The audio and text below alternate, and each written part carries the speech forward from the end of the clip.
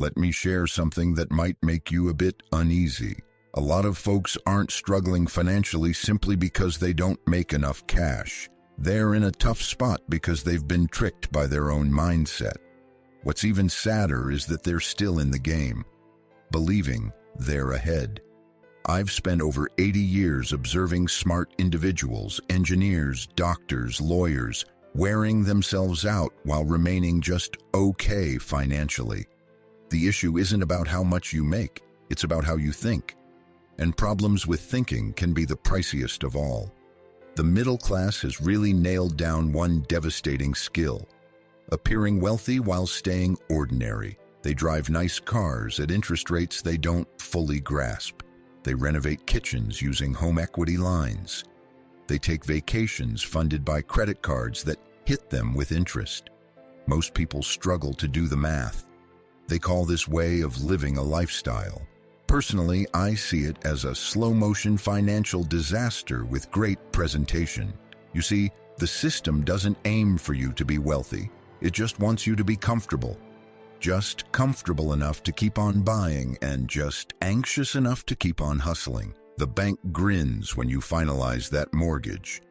The government takes its cut when you make some cash.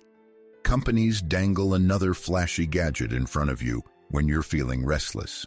Everyone seems to be cashing in except for you. And you're so caught up in upgrading your own little cage that you don't even see the bars.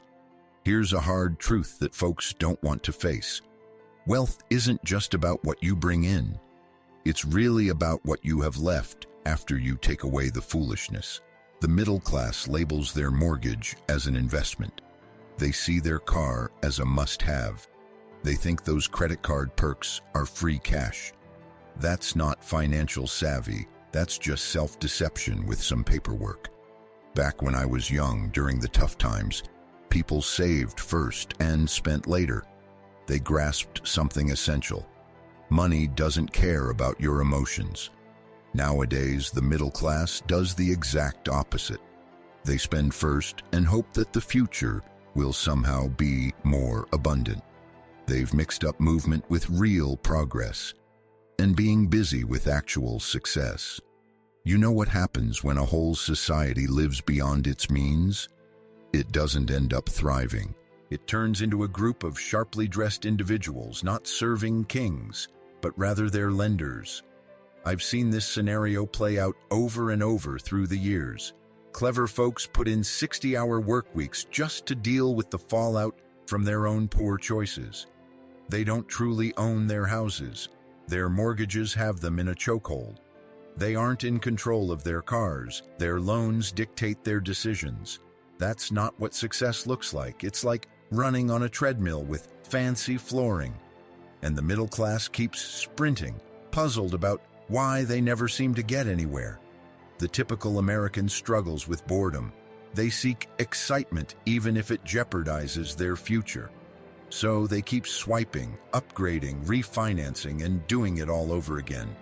They'll spend 30 years paying off a house, but won't take 30 minutes to grasp how compound interest works. They can tell you the horsepower of their vehicle, but have no clue about the interest rate on their credit card. This isn't just a lack of knowledge. It's a deliberate choice to stay blind. They'd rather not know, because knowing means facing the fact that they've been foolish. And the ego despises that more than being broke. The average person doesn't struggle due to a lack of chances. They struggle because they lack self-control. They think living in the moment means not postponing their desires. But here's what I've figured out. You don't build wealth by seeking comfort. You build wealth by smartly enduring discomfort. If you need to justify every single purchase, you'll never find true freedom.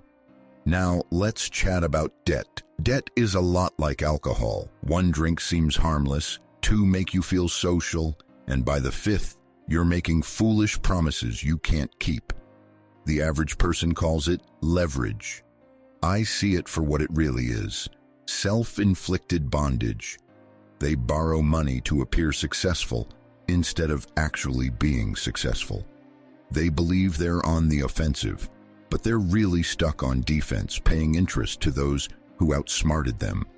It's a transfer of wealth from the impatient to the patient. I've seen whole generations convince themselves that there's such a thing as good debt. Just to be clear, debt is only beneficial when someone else is the one in debt to you. Home loans, student debts, auto loans, credit cards, these are the four horsemen of financial mediocrity. Flexibility, that's what real wealth brings. It's the power to walk away, to decline, to not give a hoot about what the market, your boss, or the bank thinks. You can't have that flexibility when your life is already sold out to creditors. The middle class has turned borrowing into a love affair. They'll take out loans for college, weddings, furniture, and even vacations. Then they flaunt their credit scores like they're trophies. Here's a little secret for you. Your credit score is just a measure of how well you followed the lender's rules. It doesn't show intelligence, it shows compliance. I've seen this story play out before. Back in 1929, folks borrowed to invest in stocks. Then in 2008, they borrowed to buy houses. In both situations, when the music stopped, it was the debtors who were left without a seat. The middle class still hasn't caught on. They're borrowing today, convinced that tomorrow will be more prosperous. I've never encountered anyone who lost their home because they didn't have any debt. However, I've come across countless folks who have lost everything because they took on just a bit too much. Debt doesn't merely take away your cash, it robs you of your peace, your time, and your capacity to think freely. When you owe someone money, you begin to filter your choices through a lens of fear. That fear subtly erodes your judgment. And let me tell you, judgment is crucial in both life and investing. When you're in debt, patience goes out the window. You can't endure the ups and downs. You can't focus on the long haul. You might even struggle to think clearly. The middle class often claims that you need to take risks to achieve growth. The twist is that they see debt as the path to opportunity. In truth, it's more like a moat surrounding their own confinement. They adorn it with fancy countertops, label it a dream home, and then spend the next 3 decades guarding those keys. Keep this in mind. If you feel the need to borrow money to appear successful, you've already flunked the exam, because real wealth is quiet, gradual, and comes from your own resources. The instant you start relying on other people's cash to keep up appearances, you're not really creating freedom. Now, let's dive into something even sneakier than debt: comfort. Comfort is the new form of poverty. Most folks don't get stuck because they're foolish. They get stuck because they're just cozy enough to avoid making a change. The middle class values comfort more than they value the truth. They'll grumble about rising prices, debt, and taxes, but not enough to actually take action. A guy makes $50,000 a year. He says, "Once I hit 100,000, I'll start saving." He reaches that 100,000 and suddenly everything costs more. Then he claims, "When I hit 200,000, I'll finally start investing." By that time, he's 45, worn out, and still struggling financially. The issue isn't his paycheck, it's his comfort zone. Every time his earnings go up, he just raises his comfort level. He believes that progress is all about accumulating more things.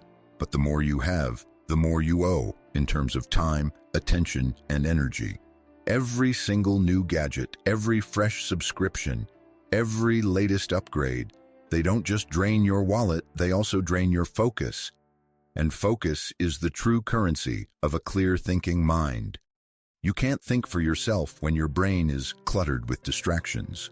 The middle class has created an economy based on their own complacency. They shell out cash for fast food because cooking requires effort. They pay for streaming services because the thought of being bored is just too much to handle. They don't recognize it as laziness, they label it as self-care. Meanwhile, every swipe, every click, every purchase sends money to those who know how comfort can undermine discipline. If you make comfort your ultimate aim, someone sharper will sell it to you at a higher price. Folks love to chat about passive income, but the reality is They are the passive income. I've spent my life observing how people underestimate the price of comfort. Comfort dulls sharp minds. It teaches you to accept mediocrity and to justify stagnation. You see, discomfort is where growth begins. Every solid choice I've ever made kicked off from feeling annoyed. I was bothered by ignorance, wastefulness, and foolishness. The middle class tends to label discomfort as stress, and they either medicate it, dodge it, or hand it off to someone else. Meanwhile, the wealthy view discomfort as a form of tuition. The middle class will put up with 30 years of job-related anxiety, debt burdens, and financial strain, all to steer clear of just 6 months of disciplined sacrifice. That's the peak of comfort addiction. I've come to realize that comfort isn't a destination. It's more like a drug. If you indulge in it for too long, it numbs your drive. So if you're looking to stop being broke, intentionally seek out discomfort. Dive into things that confuse you. Trim down expenses that give you a false sense of security, because the more you pursue comfort, the higher the price you pay. And it's not just about money. It costs you something that compounds even faster than cash. Your character.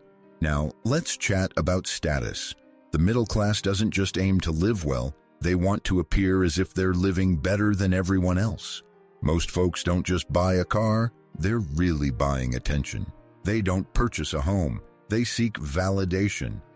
And that's the reason they'll always struggle financially. They're attempting to buy their self-esteem from folks who couldn't care less. I notice individuals making $50,000 flaunting $10,000 on their wrist, financing the remaining 40 through a cheerful salesperson. They label it inspiration. I call it madness. The middle class follows this unspoken guideline. If I can appear wealthy, maybe one day I'll actually feel wealthy. It never pans out that way. You can't acquire confidence through spending. I've encountered billionaires who drive old vehicles and reside in simple houses, not because they're frugal, but because they're liberated. They don't feel the need to prove anything. And that's precisely why they maintain their wealth. Social media has turned this issue into a serious problem. Now everyone's a performer. The platform is your feed, the outfit is your belongings, and the applause is phony but hard to resist. People no longer gauge success by riches. They assess it by jealousy. You're just running the same rat race in price your shoes. There's nothing wrong with enjoying nice things. Sure. Here's a reformulated version of the text you provided. But when they have control over you, when your identity hinges on their approval, you've swapped your freedom for mere appearances. Here's a quick quiz for you. If the market crashed tomorrow and no one could see what you possessed, would you still feel accomplished? Wealthy people get that real status isn't about showing off. It's about having control. Control over your time, your decisions, your feelings. The middle class experiences just the opposite. Charlie Munger once remarked, "You can't figure out who's swimming without a suit until the tide goes out." I'd add this, you can't see who's genuinely free until the cheers fade away. So quit performing, stop seeking validation, stop purchasing status symbols, and start investing in options. Because when your goal is to impress, you'll always rely on an audience. Now, let's tackle that sacred topic, owning a home. Nothing entraps the middle class more perfectly than a house they label a dream. They claim that renting is just wasting money. I say paying interest for 30 years on something you hardly own is just the same. The fixation on owning a home is one of the most powerful financial tranquilizers ever created. It keeps folks hustling, borrowing, and rooted in one place. Back in my younger days, a house was just a roof over your head. Now it's more like a badge of honor, a project for the ego, and a lifelong loan masquerading as security. The average person will stretch every single dollar, sign every document, and chain themselves to a 30-year mortgage. Your house isn't really an investment. It's an illiquid emotional burden with a ceiling. It doesn't generate cash flow, it actually demands it. Think about it. Taxes, insurance, upkeep, just the hidden expenses could support a small stock portfolio. Yet, people still label it their biggest asset. Sure, owning a home can be a smart move if you can genuinely afford it and if it suits your lifestyle, not just your pride. But that's not how most folks approach it. They go for the highest amount the bank says they can borrow, rather than the lowest they could comfortably manage. The mortgage broker tells them, "You're good to go for $500,000. And instead of pausing to think, "Maybe I should aim for 3, they hit the gas. I've noticed folks living in homes worth $1 million while having just $2,000 in their bank accounts. That's not real security. It's more like a show. Real estate can be a solid investment if you make smart choices. Hold onto it for the long haul and don't mix it up with your income. Yet, the average person treats their home like a cash machine. They refinance just to fund their vacations. I once mentioned that the first rule of compounding is to avoid interrupting it without a good reason. Owning too much property is the ultimate disruption. It locks up your money, your energy, and your freedom. Wealthy people don't boast about their houses. They boast about the opportunities they chose to pass up. They get that having cash on hand and being adaptable is way more valuable than fancy countertops. If you truly want to build wealth, you don't need a larger home. You need a more modest ego, because a simple, peaceful home with savings is always better than a lavish mansion filled with debt and stress. Now, let's dive into investing. The average person loves to claim, "I'm investing." What they really mean is they're making poor speculative choices. They tend to grab what's trendy instead of what's truly worthwhile. They chase after fads rather than using common sense, and they label it as a strategy. I've seen folks dump their hard-earned cash into cryptocurrencies, meme stocks, and initial public offerings they can't even say correctly, just because someone on The Intention Architect claimed it's the next big opportunity. It's the same mindset that drove people to pursue tulips back in 1637 and tech stocks in 1999. The average person is fixated on getting rich overnight because they never learned the value of building wealth gradually. They desire Buffett's returns without his level-headedness. They want Charlie Munger's insight without enduring his patience. Wealth isn't created through sheer brilliance. It's formed by staying calm while everyone else is losing their cool. But being calm doesn't exactly make for exciting posts on social media. Most individuals don't struggle with investing. They struggle with impatience. They crave the excitement of being active, the rush that comes from doing something. But being busy and achieving results are two different things. I once mentioned that the real money isn't made in buying and selling, but in the waiting. And that's precisely why the average folks miss it. They'll claim they've diversified. What they actually did was spread their lack of knowledge across a bunch of different investments. They believe that diversification keeps them safe, but it's understanding that truly protects them. You could hold on to one fantastic business for many years and build your wealth. Or you could have 50 average ones and remain just okay forever. But being average feels more secure. The reality is straightforward. Spend less than what you bring in. Put the leftover cash into something you really get. Then just sit back and let compounding do its magic over time. The average folks hear that and think, that sounds too dull. So they end up losing money chasing after something thrilling. If you're looking for excitement, head to Las Vegas. The funny thing is, the average folks have access to more information than any previous generation. Yet they've never been more clueless with their money because they confuse information with true wisdom. Want to know why the wealthy keep getting wealthier? It's because they remain composed when everyone else is losing their heads. They don't respond to news headlines, social media posts, or popular fads. Their mindset spans decades rather than just days. The average person can't manage that. They lack the necessary temperament. Let me explain the income trap. The average person idolizes income as if it's the key to happiness. They believe that if they could only make a bit more, everything would finally fall into place. But the issue isn't about the paycheck amount, it's about the appetite. You can't out-earn foolishness. Every salary increase turns into a new expense. Every bonus becomes a fresh gadget. Every achievement leads to another reason to spend more. I've encountered doctors bringing in $500,000 a year who are financially strained. I've also met teachers making $50,000 who are living comfortably. Discipline has a better return than income. Yet, the average person views lifestyle as a scorecard. Each dollar they earn instantly gets translated into comfort. And comfort, as I've mentioned earlier, stifles growth. The belief of "I deserve it" is the priciest phrase you'll find in any language. It's the grown-up equivalent of "I want it now." They hustle harder, bring in more cash, and yet still find themselves living from one paycheck to the next. Let me be straightforward. If your earnings go up but your savings don't, you haven't really learned anything. Folks love to quote Charlie Munger and me when it suits them, but they tend to overlook the dull part, the discipline. We didn't accumulate wealth by simply making the most money.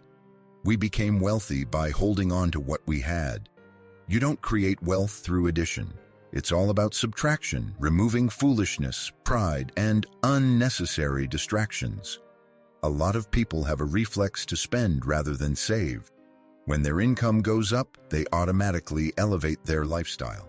Here's the thing the middle class often misses. Income is fleeting. Habits are what stick around. A solid habit can make you wealthy no matter how much you earn. That's why I believe the aim isn't just to earn more. It's to require less, because needing less opens up possibilities. You can't save what you don't value. And the middle class tends to overlook the importance of money. They use it to express feelings rather than logic. If you're looking to break free from the income trap, stop wondering, how can I make more money? And start thinking, how can I spend less? Because once you get a handle on your needs, your earnings stop controlling you and become a tool you can use. Now, let's dive into the tax that often goes unnoticed. The middle class doesn't just hand over money to the government in taxes. They're also paying a much bigger one, which is the ignorance tax. Every time they sign up for a bad loan, use a high-interest credit card, pursue a foolish investment, or buy insurance they don't really need, they're shelling out for it. Ignorance can be pricey, but it doesn't come with a bill. People often gripe about the wealthy paying less in taxes, but the reality is the rich don't dodge taxes. They dodge ignorance. They read the fine print. They grasp the rules. They understand how the system operates because they took the time to figure it out. You know what ignorance looks like in everyday life. It's that person who buys a shiny new car with a 7-year loan. It's the investor who can't really explain what they own, but checks the price multiple times a day. You don't need to be a genius to steer clear of that.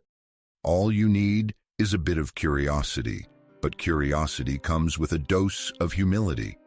The market has a way of punishing arrogance, but it absolutely demolishes ignorance.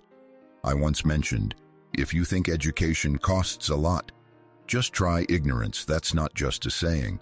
Most folks don't even grasp the fundamental principles of compounding, inflation, or opportunity cost.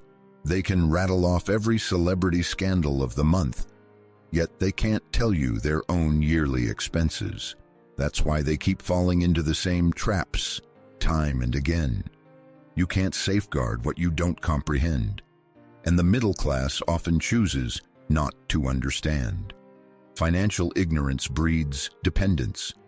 Dependence breeds fear. Fear breeds compliance. That's the true hierarchy. The wealthy spend years mastering the art of making money grow. The middle class spends years figuring out how to blow it quicker, and then they label the outcomes as unfair. Knowledge grows faster than money ever could. Sure, here's a reformulated version of the text, and the folks in the middle class never really take advantage of either one. They believe that learning about finances is something they can skip. The funny thing is, in this era of free information, being uninformed is now a choice. Every answer is just a search away. Every book is only a click away, so they'll continue to pay quietly, endlessly through poor deals, hefty fees, and lost chances. That's the ignorance tax. And it's the only tax that offers no deductions, no refunds, and zero sympathy. Now, let's dive into the most dangerous sin.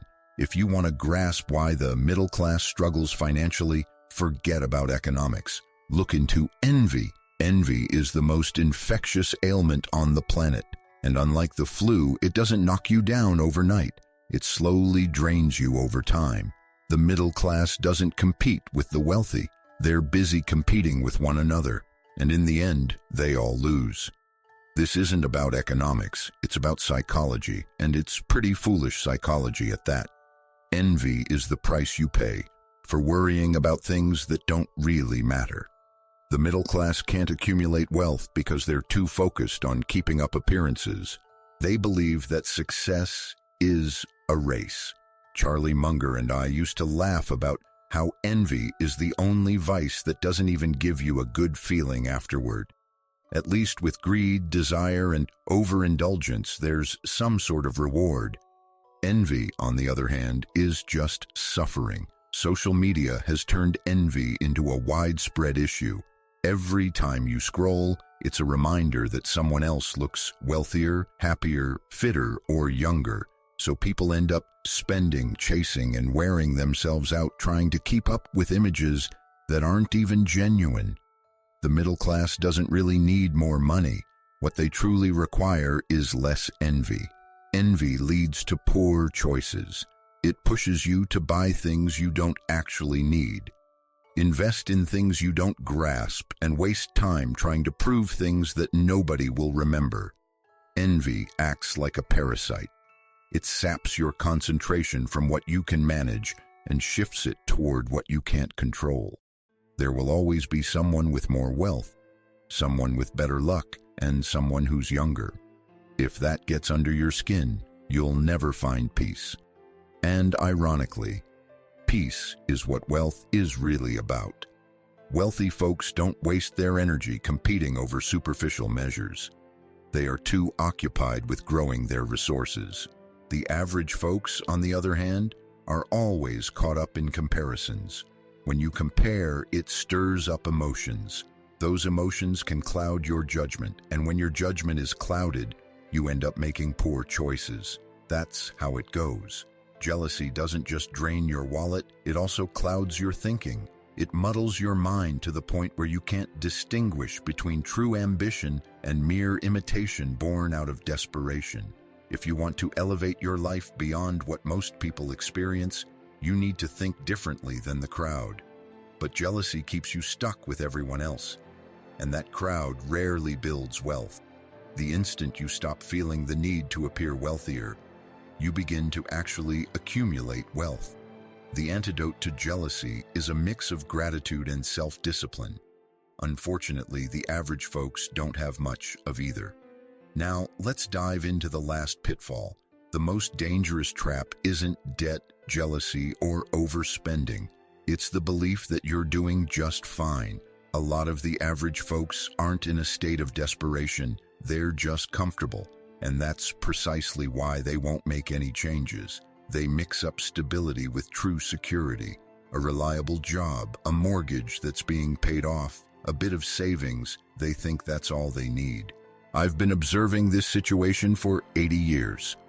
Folks tend to climb just high enough to feel secure, and then they stop thinking. They stop expanding their knowledge. The middle class holds on to comfort like it's a sacred belief. They assume that just because life seems normal, they're safe. But it only takes one job loss, one health issue, or one market downturn, and that sense of security can vanish in an instant. I've always said that all I want to know is where I'm going to meet my end, so I can avoid that place. The middle class won't take a hard look at reality. They live in a financial fog, thinking that tomorrow will be just like today. Most people will never retire, not because they didn't put in the effort, but because they never created anything that could function without them. They spend their whole lives fueling someone else's engines. They confuse activity with progress. They confuse earnings with true wealth. They confuse looks with success. And they confuse comfort with having control. That's how clever individuals find themselves stuck, not due to failure, but because they settle for what's good enough.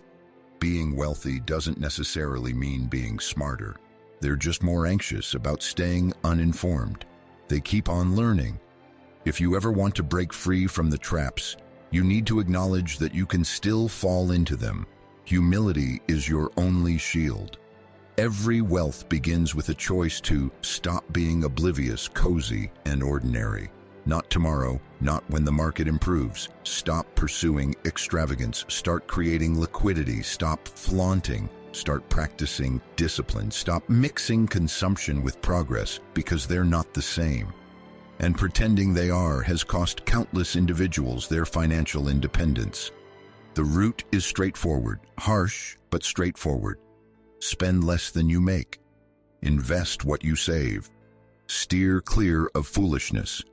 Repeat for years. That's all there is to it. No hidden formula, no next big thing, just discipline built up over time. But most people won't do it because simplicity feels like an insult to those looking for shortcuts. That's why they'll remain broke proudly, stubbornly, and loudly. The middle class keeps hoping for a miracle. The wealthy simply quit making excuses. They stopped pointing fingers at the economy, their upbringing, their schooling, or the government. Instead, they took a good look in the mirror and made different decisions. Those decisions, repeated consistently over many years, led to results that might seem like luck to those who don't grasp the connection between cause and effect. You know, wealth isn't some big mystery, it's just not very popular. The habits that create it can be pretty dull. The timeline is longer than what most folks can focus on, but math doesn't care about your feelings. Compound interest doesn't negotiate. Time doesn't hold back. So ask yourself honestly, are you creating freedom or just sprucing up your cage? Because the bars don't vanish just because you call them goals. And until you recognize the trap for what it really is, you'll keep going in circles. When I reflect on 80 years of observing human behavior, I notice the same patterns keep coming back. The middle class has always been around, and it has remained in the middle because it refuses to think outside the box. Charlie Munger and I didn't achieve our success because we were the brightest folks in the room. We found our way to success by being the most patient. We explored more, we pondered longer, we waited with calm. We steered clear of foolishness more diligently than we sought after brilliance. That's the true secret, if you can call it that. Steer clear of foolishness. It sounds straightforward because it is straightforward. But straightforward and easy are not interchangeable. Most people are aware of what they ought to do. They just struggle to follow through consistently. Knowledge without action is merely costly entertainment. And the middle class has turned personal finance into something to watch from the sidelines. They consume videos about investing while their savings accounts sit empty. If I could leave you with one idea, it would be this: you're not confined by your situation. You're confined by your choices, and choices can shift. You don't require permission. You don't need ideal circumstances. You don't need extra time, more money, or more luck. You need to think differently because improved thinking leads to better choices. Better choices lead to improved habits. And when those habits build up over time, they can transform your life entirely. The middle class will continue doing what they've always done. They'll keep whining, spending, and wishing for a different outcome. But you don't have to follow that path. You can flip the script. You can ask the right questions. Instead of asking how to get wealthy, ask how to avoid staying poor. Instead of wondering what to buy, think about what to steer clear of. Rather than focusing on how to appear successful, consider how to achieve true freedom. Those questions can shift everything. I've seen empires rise and crumble. I've witnessed fortunes being created and lost. I've observed brilliant individuals make foolish decisions, while average folks make remarkable strides. And the key difference is never about talent. It's always about mindset, discipline, and the readiness to face short-term discomfort for long-term freedom. The middle-class trap is real, but it's not a life sentence. It's a decision you face every single day, with every dollar you spend, with every choice you make. In every moment, you pick comfort over growth or growth over comfort. So the real question isn't if you can break free. The real question is if you will, because the way is clear. The numbers add up. The principles are solid. The only thing left is you. Will you keep sprucing up your cage, or will you finally step outside?